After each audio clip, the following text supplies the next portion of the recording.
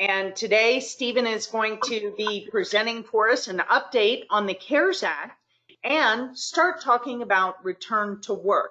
Again, please mute yourselves and enter any of your questions into the comment box. With that, I will turn it over to you, Steve. Great, thank you so much. Great to be with everyone this morning. Just the joys of working from home. Hopefully soon I'll be able to join you in Maryland and see everybody in person. I am doing this presentation in one room, and my wife is teaching first grade in another room. So this is a busy household today in Rhode Island, which is where I'm located. But I'm happy to be here with you. I wanted to touch on a number of different things. I wanted to give an update on the CARES Act, and then talk about the return to work.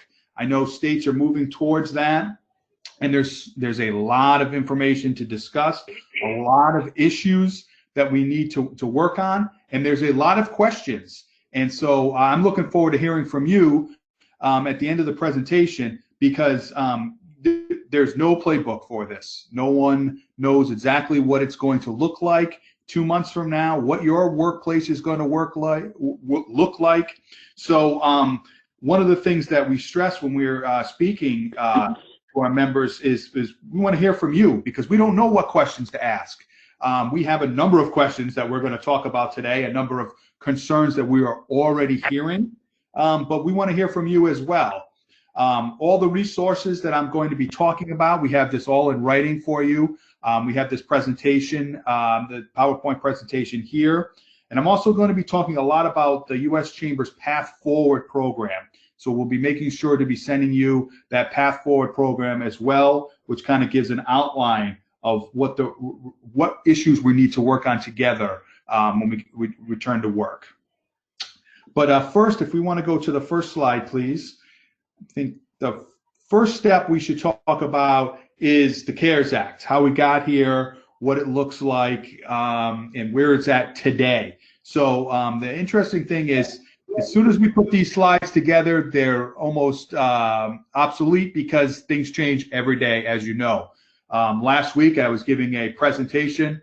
It may have been the week before. I was giving a presentation, and I was halfway through it, and I said, you know, we're afraid that the Paycheck Protection Program is going to run out of money any day now. It could be today, by the end of the day. And then when I started taking questions, someone pops up. I just saw on Twitter the Paycheck Protection Program is out of money. So it just shows how quickly these things move, and how the information that gets out there. So as you know, the CARES Act, what we're working on now is kind of CARES Phase 3.5. which was the additional funding that we'll get into about the two programs that I really want to highlight today. But it was a $2 trillion package. The first CARES Act was about a month and a half ago. The first phase, we're calling it, before it was called the CARES Act. That was the initial money that was coming in. It really didn't even put a dent into, it was very early on, before governments started shutting down workplaces. So then they went into a phase 2, which mostly focused on the food industries, and that's when they came up with the sick time and the family medical leave that are now law that you need to provide for your members. We have great sheets from the U.S. Chamber, guides and checklists, and we'll make all that available. If you have any questions on these medical leave, unemployment questions like that, we're happy to provide that for you.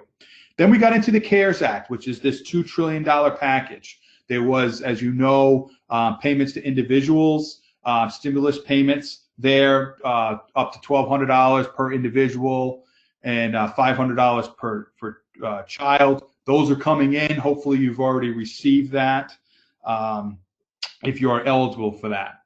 The next big part of this is the unemployment, and this is an issue that I want to stop and talk about, because we're really seeing something bubble up that I guess should have been expected, but it is hindering the return to work. So the federal government, through the CARES Act, is giving people that were laid off or furloughed, that had to go on unemployment, an additional $600 per week on top of the state benefit you receive. So if you're unemployed, you file through your state unemployment office. You get whatever the state provides you. Then the federal government is giving you an additional $600 on top of that. Now that is all well and good. It's keeping people able to pay their bills. But the issue that we are coming up in real time now is when you're the employer and you're looking to have your employees come back, say you got a Paycheck Protection Program loan and you factored their salaries in, you need them to return to work. We are finding a lot of employees are saying, I'm making more money on unemployment, or I'm making close to the same amount of money on unemployment as I was while I was working. I don't want to return to work. So this is a major issue that we are already seeing. Businesses who got these loans that we'll detail in a second, they need these people to come back, but the workers are saying, no, I want to stay home because I'm making more on unemployment, and that benefit runs until July. So why would I come back now? It runs until July 31st. So what we are telling business owners is the way the CARES Act writes it up, people are only eligible for that additional $600 unemployment as long as their employer says they have to stay unemployed. Once you call them back, they are no longer eligible for that $600. So this is something that I believe that the Department of Labor for the United States really needs to get this message out, because there is a lot of confusion out there. A lot of individuals believe that it's they get to decide if when they return to work, but that is not the case.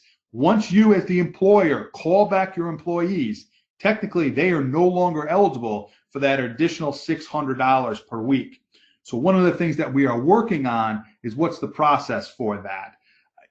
At this point, the only remedy you have as an employer is to contact your state unemployment office, let them know that Stephen McAllister has been asked to return to work. He's no longer eligible for that additional $600 benefit, and then the state needs to enforce that, which could take a couple of weeks. You never know.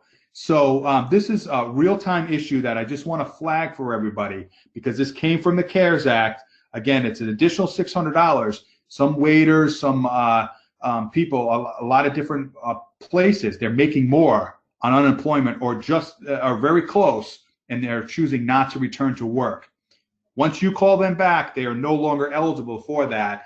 But you may want to brace yourself for that, because we're seeing that, and it could delay bringing people back if you have to go through this. Next slide, please.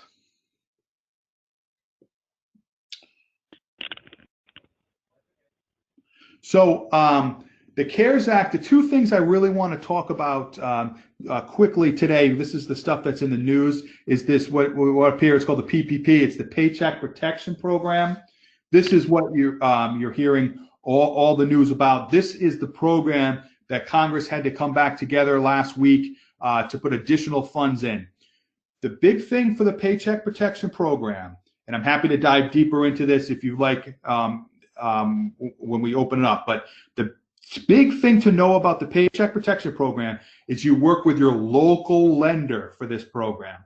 You're going to go on the Department of Treasury's website to get the application, but you're going to go to your local lender, your local bank, to apply for the Paycheck Protection Program. The Paycheck Protection Program is designed to have a loan turn into a grant, and I'm happy to discuss how that happens. But the first thing is, I can't stress this enough, if you have a previous relationship with a bank, please go there first. There has been such a huge demand for this program. As we saw, it already, the money already ran out once. We expect the money to run out again any day now. Hopefully not by the time I finish this conversation and someone tells me they just saw it on Twitter that it's out again. Hopefully it lasts a little longer than that. But so if you have a previous relationship, please go to your bank first, because there are so many additional things that a bank needs to do. If they already know you, they can kind of check that off, and they are really prioritizing their clients first. We are finding time and time again that people that are going into a bank that they don't have a relationship with, the bankers are turning them down because they don't have the bandwidth to take on new people. Now, with this new set, this CARES 2.5, if you will, this additional funding that came in for the Paycheck Protection Program, there are some little tweaks in there that I want to stress. One of them is they are trying to get more lenders the ability to do these loans, to process this program. So some of the big banks are going to run out of the ability to process these loans. So you're going to have to look for other places, smaller community banks. So you might have to shop around if you don't already have a previous relationship with a bank. So that's one thing I want to say, that there is that little provision now that they put in there. We're not sure exactly how that has been implemented. The other thing I want to stress is if you already applied for the Paycheck Protection Program when it ran out of money, you're still eligible. Your application is still in that queue. So that's why we really think this money is going to go quick. If you're interested in this, please meet with your local lender today, because any day now it's going to run out of money and it's going to take a while for them to replenish. It took them almost 2 weeks to do that. The House of Representatives is not coming back on Monday. They were originally going to come back on Monday. They are not coming back. The Senate is. So, but the Senate no longer wants to do everything by unanimous consent. That's how the Senate passed the additional funding for the Paycheck Protection Program. The House tried that. They were unable to do it. It only takes one member of Congress to object, and you can't do anything by unanimous consent. The House did not give a date at this time that I'm aware of. They were supposed to come back Monday. They are not coming back at this time. So once this money runs out, it's going to be at least a few days before we see it replenished, if that happens at all. So the Paycheck Protection Program, you work with your local lender. Now, we have a great resource here, the Small Business Guide for the Paycheck Protection Program. This guide has been shared over 1.5 million times across the world, really, because it's been such a great resource. People like Mark Cuban, people like Senator Marco Rubio, who is one of the authors of the CARES Act, has been handing this out, giving it to his constituents so they can see how you apply for a Paycheck Protection Program. The SBA, some district's office are tweeting it out as a good resource for you. So we will make that available for you here. You may know the highlights of this as well, but I just want to touch on it because it is a great tool if done correctly. A borrower, you can apply for a loan, and the goal is to maintain your payroll. So a borrower is eligible for a loan forgiveness. Again, this program is a loan that could turn into a grant if done correctly for the amount the borrower spent on payroll costs during an 8-week period beginning the date you receive the funds. So again, there's a formula here that we can talk about that you can see in front of you. But the big thing is 75% of the money you receive must be used to maintain your payroll. You can use the remaining 25% towards your mortgage payments, your lease payments, and utility payments. But 75% must be used towards maintaining your payroll for the entire thing to becoming a loan. And again, I'm happy to dive into that further if we have questions. The other program I would like to highlight is this on the screen here is EIDL, EIDL loan we're calling it. This is through the Small Business Administration. That's the Economic Injury Disaster Loan Program. For this program, you're going to work through the SBA website, the Small Business Administration website. Again, PPP, you're going to work through your local lender. EIDL loan, this Economic Injury Disaster Loan, you're going to work through the Small Business Administration. There is 2 parts of this that I want to highlight. The first part is an emergency grant, which is up to $10,000. Again, that is a grant that you will not have to repay. They have changed kind of the language on that, so it's now up to $10,000. It goes by how many employees you have. So if you have 5 employees, the maximum grant you can receive is $5,000. It's about $1,000 per employee, keeping them on the payroll, keeping them on employed through you. So this is an emergency grant that you can apply for. However, I have to stress, when this CARES Act originally came out 3 weeks ago, a month ago, the goal was they were going to get you these emergency funds within 3 days. The SBA has never been able to do that. So they have completely taken that off, and they are not giving us or anybody a timeline of when that emergency grant money will be received. So the Small Business Administration really was never set up to get you the money quickly, and they're living up to that, unfortunately. So I represent 11 states in the eastern region, so I've been hearing from a lot of businesses that applied for this. I heard from a business last week. They applied the second day that this program was available. So that was like March 20th, around that time frame. They received the money last Thursday. So it's taking weeks, not days. It's taking weeks, but they did receive it. And they got $5,000 because they had 5 employees. And thankfully, during that whole time, this business was able to keep all those people on the payroll. So this money was definitely helpful that it came in. But originally, when they applied, they thought they were going to receive that in days, and it was weeks. Then there's the other part of this injury disaster loan is more of a traditional loan. So this part that I'm going to highlight right now, this is not something that will turn into a grant. This is more of a traditional loan. So you want to know that when you apply for it, that you're going to be taking on additional debt if you apply for this loan. So when it originally came out, you could get up to $2 million working capital at a rate of 3.75% for businesses and 2.75% for nonprofits for a 30-year term. They are no longer giving out that large of a, you can't get $2 million anymore. The fund just couldn't handle it. They're trying to give some money to many more businesses instead of larger loans to fewer businesses. So we don't have a definite number on what the cap is, but it's closer to 25,000 than it is to 2 million. So it's a huge difference from when the CARES Act originally came out and how the SBA is actually administrating it. So I just want to put that out there. Again, you can get up to $200,000, can be approved without a personal guarantee. They're going to look at your credit score, not your tax, not your first year tax returns when you apply for this. No collateral is required for loans of $25,000 or less. I don't know if they're still giving out loans above $25,000, but when they were, the general security interest in business assets will be used for collateral instead of real estate. And again, if you're going to apply for this loan, the borrower has to allow the SBA to review your tax records. So those are 2 big things I wanted to highlight for you. Those are the 2 programs that are the most popular, that are being used the most. You're hearing the most in the news. Both of them ran out of money. Congress had to come back and put additional funds in.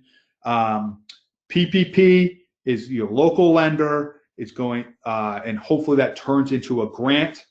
The EIDL program, that is slower process. Again, that was originally set up 60 years ago to help you with a disaster to recovery after a hurricane or something like that. So that money is coming a lot slower, and it's more of a traditional loan. Now, there are other things available that I'll just highlight real quick. And again, if you want additional information, I'm happy to talk about it. But we also have great one-pagers on that. This is employee retention tax credit, which we're finding most people at this time have, if they were interested in that, they've kind of utilized it at this time. It's up to $5,000 per employee. There's a number of different rules there. You cannot apply for a Paycheck Protection Program loan if you do that unemployment retention tax credit. There's also the payroll tax deferment, which came into place the first day. That's automatic. Saving you from having to make payroll payments at this time. 50% of that is going to be required for you to pay by 12/31/21. and the remainder of that balance is going to be due on December 31st, 2022. So those are the other parts of the CARES Act. Now, if we can go to the next slide, please. And again, I know this is a ton of information, and I'm just trying to hit on a lot, and then happy to talk, and we can always follow up after as well. Part of the CARES Act, and I'm just going to highlight this quickly, and if you have some members or if your business fits into this category, what we were talking before, the Paycheck Protection Program, the employee retention, the EIDL loans, that's for the smaller businesses, 500 employees and below. That's what you're eligible for to apply. This Main Street lending, these are for your larger employers, businesses, 501 employees and above. You're going to want to look at these programs. These are mostly done through the Treasury Department. Again, they have programs for businesses with less than 10,000 employees, but above 500 employees. There's $2.5 billion for loans through that. This just started May 1st. They haven't really given us too much detail on that. Again, this is for your larger employers.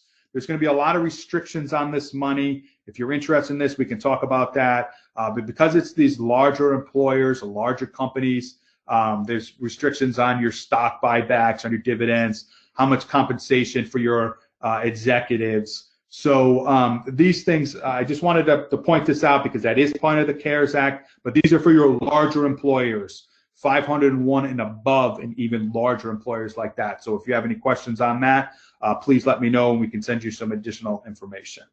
Next slide, please. So again, this is, we put this together last week before the new money came out. As you can see, the Paycheck Protection Program, it was very, very popular. I believe lenders were running out within the, like huge banks were running out of the authority to lend. They were hitting their max right away. The SBA through the EIDL loans, they said that they did 14 years of loans in 14 days. So these programs were very, very popular. Again, if you had already applied, you were already in the queue when the Paycheck Protection Program ran out of money, you were still eligible. Your application is moving forward. Hopefully you've heard something since they've reopened that. So it'll be interesting to hear if anyone has run into that situation. If we go to the next slide, please. All right, so the second part of this that I wanted to talk about is now the return to work.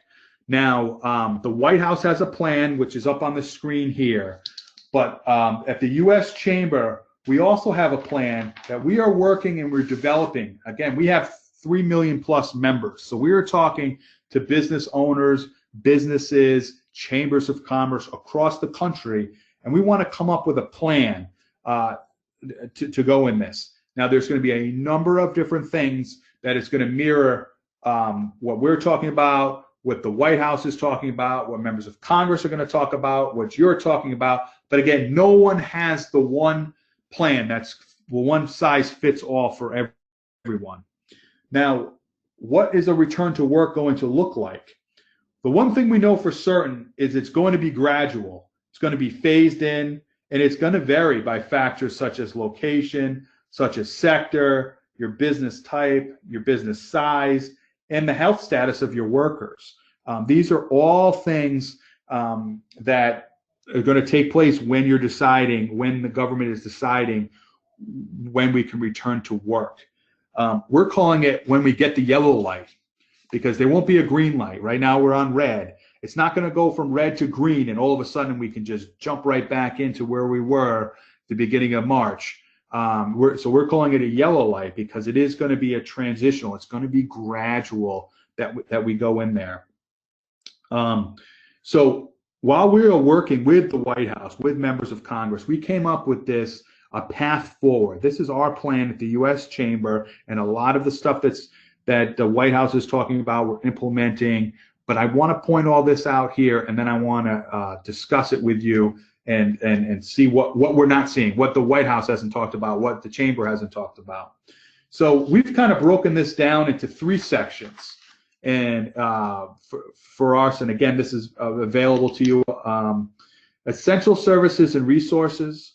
That's the first section, which is highlighted here a little bit. A resolution of regulatory and legal liability issues, and then support for businesses and individuals. So the first part is this essential services and resources. Now, this is your general health screening when you're going to return to work. This is what they're talking about here in the White House plan. Social distancing, we know that's going to be part of the workplace when you return. Protective equipment, healthcare checks, temperature checks. Hopefully, maybe there's going to be a system when you're returning to work, they're going to check your temperature, hopefully before you go into the building and meet with individuals. They're going to talk about maybe eliminating some common areas, high traffic areas. Business travel. I travel for the chamber. I cover 11 states. I'm able to do these programs remotely, but before I would come to you and we would do this. So everything's going to look a little different. So we know these things are going to be in place, but how does that affect you as the employer? So that's what we want to touch on quickly. For these general health screenings, who's going to be responsible for this? Who is going to be responsible for checking the temperature if Steve McAllister is trying to come into work? I work at a factory, I walk in, who's checking my temperature? Is that the employer? Is there a third-party person that's going to do that? These are questions that we need to ask. We need to figure out as we're returning to work. We need to see more COVID-19 testing. Again, that is going to be hugely important as we try to return to work. Our question is that we're asking now, this is the part of the presentation where we're asking a lot of questions out there. Who's going to be responsible for administrating these tests? Who is responsible for paying for these tests? And who is responsible for checking the results of this test? Is that the employer? Is that my job? I own business A, my employees are coming back. I need to administer tests. I need to pay for all the tests. I need to check the results. These are things that we need to know. There need to be some type of standardized process that every business is going to have to do. These are questions that we need to talk about. We put in this, we know the White House is saying it. We're saying the same thing. We're going to need PPE, they're calling it, which is your personal protection equipment, masks. Here in Rhode Island, we're not supposed to go out without a mask. If you're going to go into a pharmacy or a supermarket, the employees have to wear a mask and the customers have to wear a mask. What's that going to look like when you return to work? Who is responsible for supplying these masks? We're already starting to see legislation in different states pop up, and that concerns us at the U.S. Chamber because we want it to be standardized. We don't want Maryland and Delaware to have 2 completely different standards, even though they're really close together. Rhode Island and Massachusetts, a lot of people live in Massachusetts, work in Rhode Island. It should be the same. For example, in Connecticut, they've decided that the employer must provide a mask for their employees for them to return to work. If the masks are not available, because they're very hard to get, the employer must provide cloth so they can make a mask. The employee can make a mask. The employer also has to provide the employee not only with the cloth, but with a demonstration on how to make a mask. So these are already things that are taking place in one state, and we see states take from each other. So that is one thing that we are seeing. Is that the responsibility of the employee, the employer? How are they going to know if they gave the right YouTube website, say, this is how you make a mask? Well, what if someone disagrees with that? So these are issues that we have to talk about. Transportation is also something we really need to talk about on a return to work. Public transportation across the country, that's how many people get to work. But that's going to go against these social distancing requirements. So we're going to have to work. The government's going to have to come up with a plan.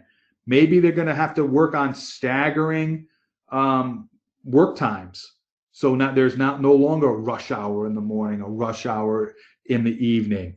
They're going to have to come up with, I'm sure, if they're going to be running these public transportations, your buses, your trains more often, the federal government might have to come up with some additional funds for those programs.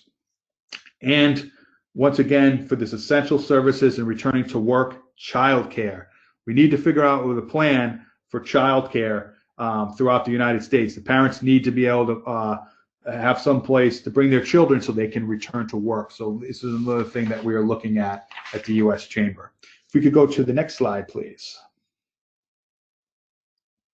Again, the White House, they've come up with this plan kind of phasing in on a return to work, things that the employers need to look at, things that employees need to look at. We are doing the same at the U.S. Chamber. These things are all flexible there because no one knows. There is no task for it. There's no playbook for this. So these are just some examples. Again, they're encouraging, even if your government lifts the stay-at-home order, they're encouraging if you can work from home, work from home. That's what they're trying to get people. But we all know there are some businesses where you can't do that. I had talked about closing common areas, enforcing social distances, minimizing non-essential travel. All this is going to have a big effect on the economy as we come back. A lot of schools across the country are closed for the rest of the year. I mentioned my wife is teaching first grade in the other room right now.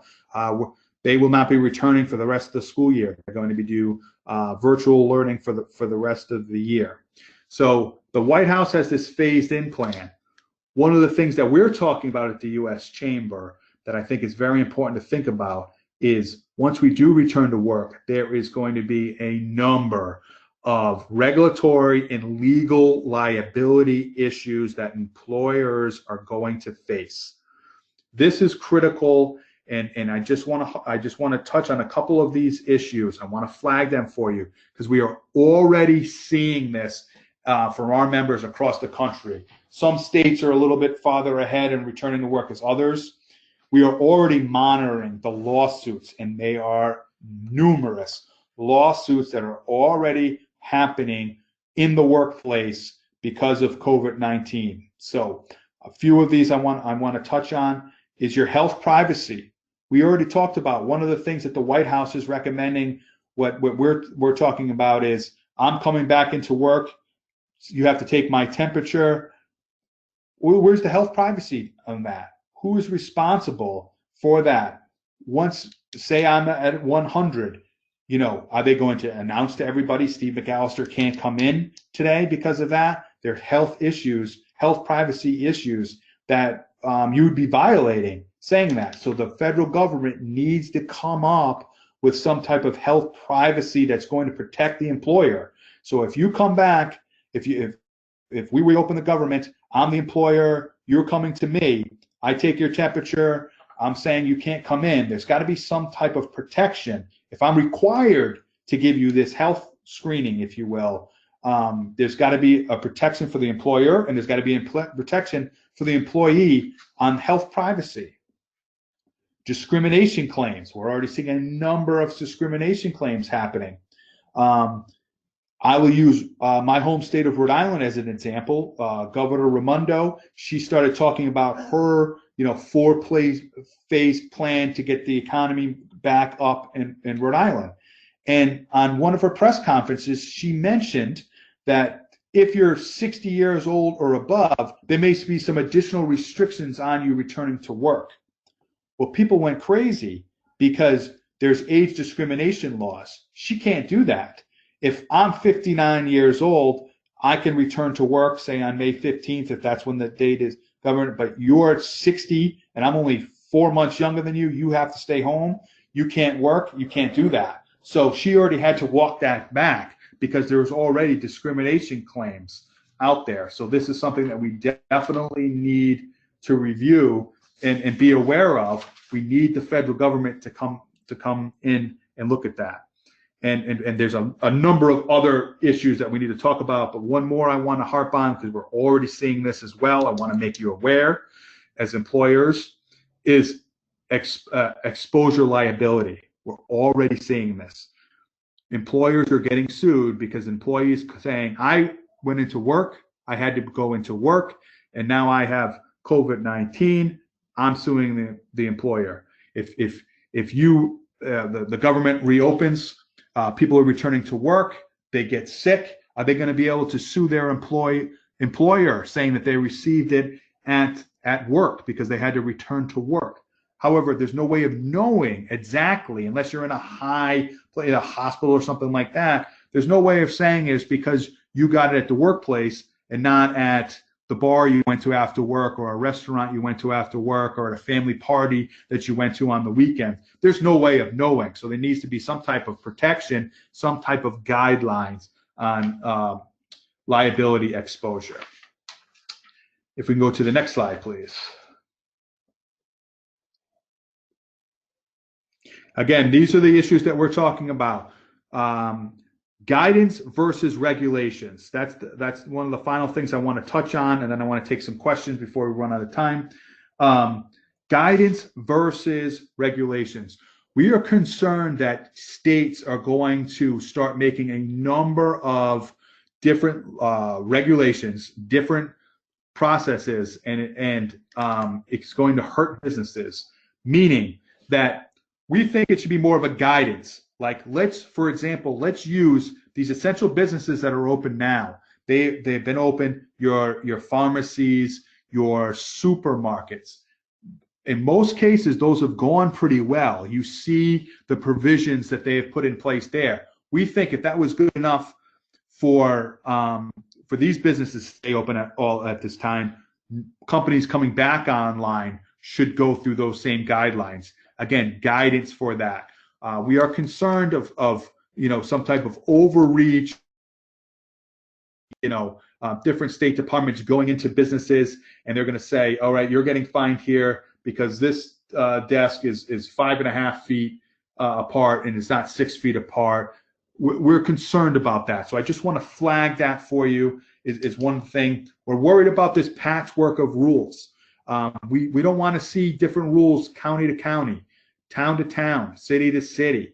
There should be some type of universal thing so everybody's playing on the same level field. We want to make sure everyone's healthy. So if it's 6 feet apart in one town, it should be 6 feet apart in another town, if that's what is deemed healthy.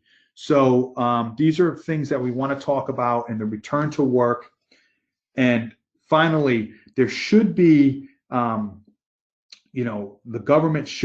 federal government should start talking about these businesses that are really not going to be able to return to work like they were before this pandemic. Your entertainment venues, your larger restaurants, your larger bars, your companies that host meetings and events. Many of these are only profitable when they achieve big occupancy, large density. You're not going to be able to get that anymore with the social distance, at least in the near future.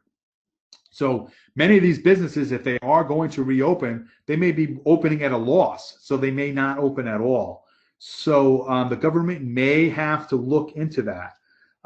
They may have to recreate. There has been some talk of creating, a high-risk unemployment insurance system, something like that. I work for a big concert hall. They no longer can open up because they're 10,000 seating, and so maybe there's an additional unemployment for those people. These are questions that we need to look at. So let me take a breath there and take some questions. I knew I threw a lot of information, talked a lot of CARES Act, talked a lot of questions of what to look at, what you need to think about when returning to work. So let me pause there for a second and see if there's any questions that I can help you with. Great. Thank you so much, Stephen. If you have a question, please submit your questions in the chat box, and I will read those for you. Stephen, I do have a question, something that we've been talking about here and has come up a lot, and obviously you're hearing it as well. And this goes back to the expansion of unemployment and the additional $600 that the federal government is providing. It is causing a lot of issues for businesses, especially those who received PPP. Yes. And, trying to get their employees to come back on their payroll. Is there any possibility that Congress might remedy this situation? I mean, we understand that they were trying to help employees who were out of work, but that has really now caused issues for the employer. So is there any thoughts that if Congress might remedy this issue, maybe reduce the amount from, say, $600 to $300? So they're hearing more and more from people that are running into this situation, just as you are, just as I'm hearing as well. Now, again, the House isn't back yet. The Senate is coming back on Monday. I can tell you the rumors that we've heard. The rumor that we heard about reducing it is that there's not a big appetite to do that because it looks like you're, quote unquote, taking something away. One of the things that we have heard, and we're intrigued by this, and we're looking at this, is what they would do is that they would actually kind of supplement the $600 unemployment and kind of give what they're calling a return to work bonus. Now, again, this is just something that we've heard floated, a return to work bonus. So they would take that $600 away, unemployment, because now you've been called back into work. However, in week 1, you would receive a bonus. So you get your regular paycheck for returning to work, and then you're going to receive a returning to work bonus. And that would be, say, the number that we were hearing would be $1,200. So that would be more than the additional $600 you would have gotten for sitting at home. And then it would go down for 7 weeks. So then they were talking about, maybe in week 2, you get your regular pay, and then you get an additional $1,000 for a return to work bonus. Then in week 3, it'd be $900. Week 4, say $850. Again, the numbers are just used as an example of what that could look like, all the way down to week 7, which would be the last payment. The general thinking from the members of Congress who've kind of floated this idea was, this gets people back into work, which they need to get back into work, and it's actually cheaper in the long run for the federal government if they, instead of keeping the additional $600 until July 31st, which they could always extend. Eventually, after 7 weeks, it gets people off that as well and back to work. So that is one of the things that we have heard. Again, that's just talk at this point.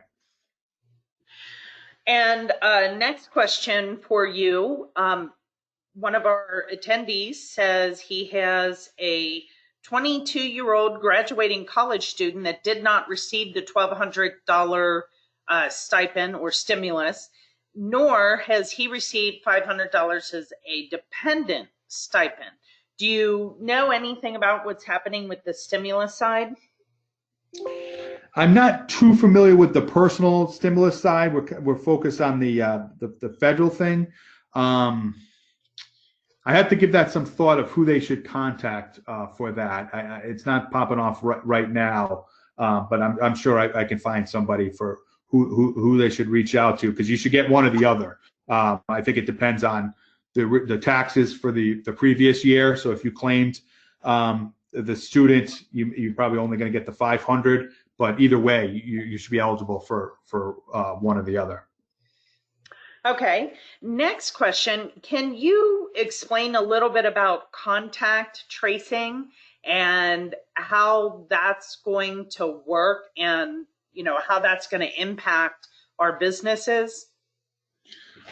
The way I can talk about it is this is one of the things that we really want clarification from the federal government, this contact tracing, because of those legal issues that we were talking about, the the exposure liability, if you will.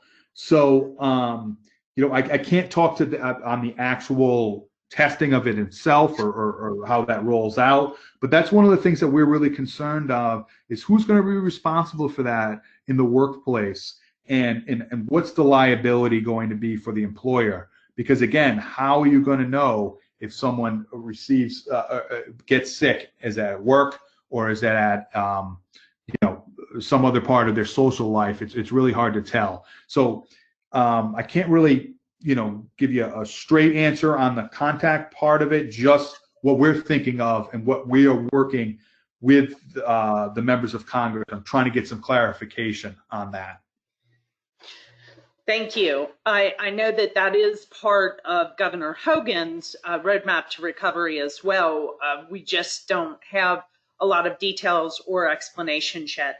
Our next two questions are very specific to Maryland, and I'm not sure if you're able to answer these, Stephen. I can give a little bit of information on it. The one question talks about hosting a small chamber music concert series in the summer. The average audience is 60, and at what phase of the timeline would they be able to resume those concerts? It's my understanding that for Governor Hogan's roadmap, that when we go to phase 2, you would be able to host up to or have groups of 50 or less. I'm not sure if that's the same. I believe it's the same in the president's phased-in approach too. Is that correct, Stephen? I believe so. Again, everything is going to be different state to state, and these are all moving numbers at this point. Yeah. So I would check with the governor on the plan for that, because that's going to really dictate. Each state is really going to be the ones that can enforce that. So. And I do know too that there are no timelines, specific timelines or dates associated yet with the governor's return to work. The other question was about a mall, and what would a mall be categorized in for the phased-in return to work? Would you feel that that's probably phase 3, since it would be more people, or we're talking about retail and it could be the social distancing and other requirements could be implemented? Would you think that that's probably phase 2 or phase 3? Yeah, I think it's gonna quote unquote depend. I know that's a bad answer, but I think you'll see part of it. We're hearing that a lot of malls, if they have access to the outside, the first thing that they'll start doing is more of you can pick up outside. You order your stuff, you drive up, they bring it to you. I think that'll be the first phase for a lot of the malls. We're hearing from some of our members that they're getting kind of permission to do that first, and then the browsing, if you will. You could go in and look around and get it. That would be a later phase. But again, there's no dates assigned to that, and I really do think that this will change from state to state. And then going back to the liability issue, I know that you said that obviously the U.S. Chamber is doing a great job of working on all of this and staying on top of the litigation. How would you suggest that for the different states that we deal with the liability issue? That do we need to have our legislature take this up?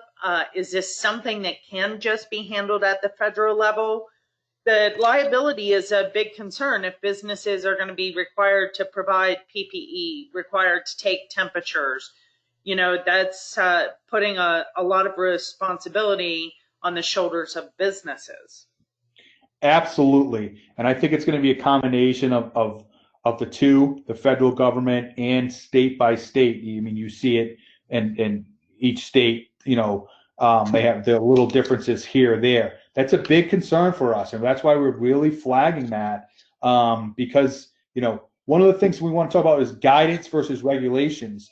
We don't want there to be an overreach that they put in all these new things and then say, hopefully, let's say hopefully, that this crisis ends and it's not really an issue, but then you have these stricter regulations for life. So maybe one of the things that we're suggesting, maybe put some traps in there, meaning that if X, Y, and Z happens, it goes back to whatever the regulation was, March 1st, if you will. But I do think that you're going to need to work with your legislature on this, because they will do very specific, things for Maryland, for your state. So you need to be aware of that. Like I used Connecticut for an example. They went ahead. The federal government hasn't come up with these, so they were already drafting their stuff. They've already passed that. So we are going to see this happening state to state. So you want to be aware of that, and you want to be able to weigh in with your legislators to give them the real-time information.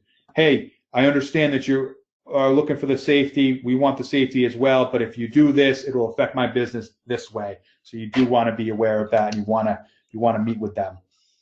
So going back to the PPP, we do have a question on that program. With the PPP, is there a limit on how much you may pay an employee per week?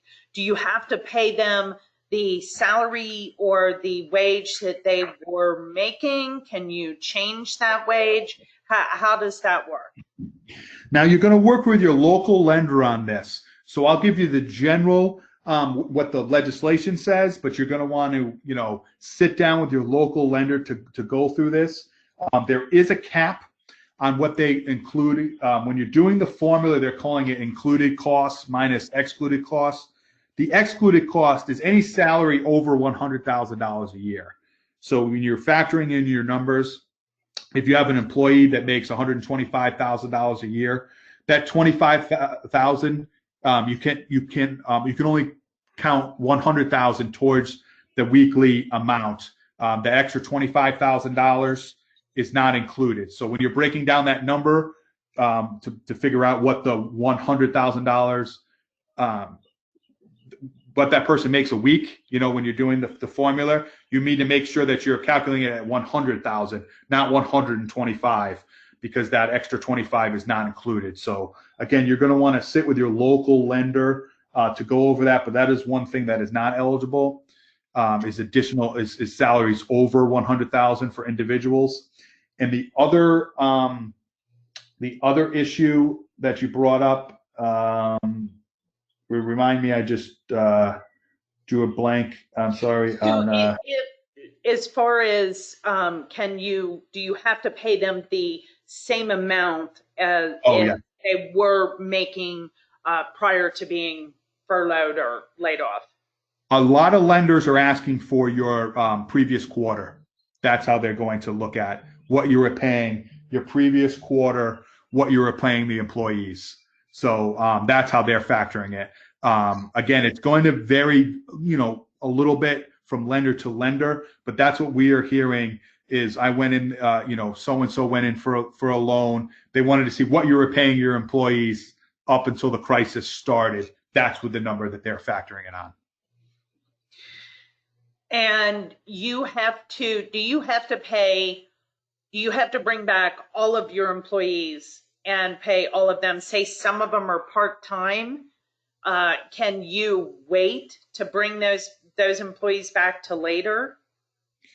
So when you apply for the loan, you're going to apply for what you think that you can handle, what you think you can pay, because you need to keep those people on for that entire 8-week period to get the full reimbursement. So you want to meet with your local lender and you want to figure out exactly what you can handle, because the last thing we want to see is if, say, you had to lay off 5 people and you bring back those 5 because you're like, I'm going to get this paycheck protection. I want to bring back these 5 people. But then 2 weeks into it, even with the money that you received, your business is still really struggling and you have to lay off 3 of those 5 people again. You're going to be on the hook to pay the remaining balance for those 3 that you laid off. So you're taking on additional debt at the worst possible time. So questions like that, if you had part-time people or holding people back and stuff like that. You want to really sit down with your lender, really know your books, your individual situation, and say, if I include this employee, if I bring them back, so I'm including them in this calculation for what amount of money I'm going to receive, am I going to be able to keep them for that full 8 weeks? That's the key. If you don't think that you can do it, I would not recommend it, because we want to see this program turn into a grant. I don't want to see you taking on additional debt at the worst possible time. So that's one thing that only you as the employer will know when you sit down with your local lender. Am I going to be able to keep these people on for the full 8 weeks? Another question about return to work. Where would a traveling salesman fall in regards to phases for return to work? Because it wouldn't really be considered non-essential travel if that is your job for the company. Yeah, I think it's going to be, again, the phases, phase 1, phase 2, these are just kind of abstract. They don't give too much detail. It's really going to be on what your business can do as a whole. If they're going to send you out there, the issue that we're going to find is all the other factors. Are you going to be able to get the planes that you need? Are those flights going to be available where they used to be? What that's going to look like? So it's kind of hard to know what phase things will be in, because it's really fluid. It's not really crystal clear. So it's going to be on the individual situation. And last question for you, Steve, just briefly, we know that Congress, when they do return, they are working on phase 4 of the legislation for the coronavirus response. What can we expect to be included in that next part or next bit of legislation? So that is the big question now. That'll be the return to work, and once they come back, phase 4. That's what we're going to be working on at the U.S. Chamber. What we're hearing from the Speaker of the House is she wants to see the next phase really address support for state and local governments. So there always will be a piece in there for the business community. I think they're going to need additional funds for the Paycheck Protection Program and the EIDL program. But there's going to be a big focus on hospitals and state government and city government. There's already a big fight on that. You've probably heard with Majority Leader McConnell talking about that. That's the first thing that we were hearing. We're also hearing there could be some infrastructure part of that, which we would really support. That's always a big issue for us. I've also heard that could be more in the phase 5. So they're already talking phase 5, and we even started phase 4. So those are just some of the things that we're hearing. One of the big things that we are pushing at the U.S. Chamber is to allow C6s, which is some of your nonprofits, some of your chambers of commerce, to be allowed to apply for the Paycheck Protection Program and the EIDL loans, get them included in this too. We're really pushing hard for that to be included in the next phase as well. Thank you so much, Stephen. And we have signed on to your letter, and we have also sent our own letters to Congress as well regarding the C6 and regarding making recommendations for future phases of the coronavirus response legislation, specifically for phase 4, requesting funding for broadband development. That has, our lack of high-speed internet and fiber here in Garrett County has really caused challenges for whether it's telemedicine, telework, or virtual learning, and has put our community at a disadvantage. So we're pushing very hard for funding for rural broadband development. So that's one thing that we've sent in our most recent letter to Congress, and we're pushing as well. Outstanding. And that is a big issue for us as well, broadband. I actually did an event when I could still travel up in rural New Hampshire. Same thing. They have They can't get broadband up there, and they have these beautiful homes, but people aren't buying them because they can't do business from there. So that is a big issue. If you could send me a copy of that letter, I'd put you in touch with our transportation infrastructure team. They would love to hear that, and we're all on the same page on that. Absolutely. I will send that as soon as we're finished here. I do want to go ahead and wrap up so that we can stick to our time schedule. I know everybody is very busy. Stephen, thank you so much. Great information, and really appreciate you sharing all of this with us today and spending your time with us this morning. If any of you have additional questions that you were unable to ask today, please email those to me, and I will get with Stephen to get a response for you. We have recorded this webinar, so it will be available on our website, the coronavirus special section of the Garrett County Chamber's website, which is www.visitdeepcreek.com. A reminder that we do have a very special webinar tomorrow specifically for nonprofits and dealing with the financial health of your organization. That is at 2 p.m. Thank you all very much. Have a wonderful day. Thank you again, Stephen. Everybody stay safe. Thank you.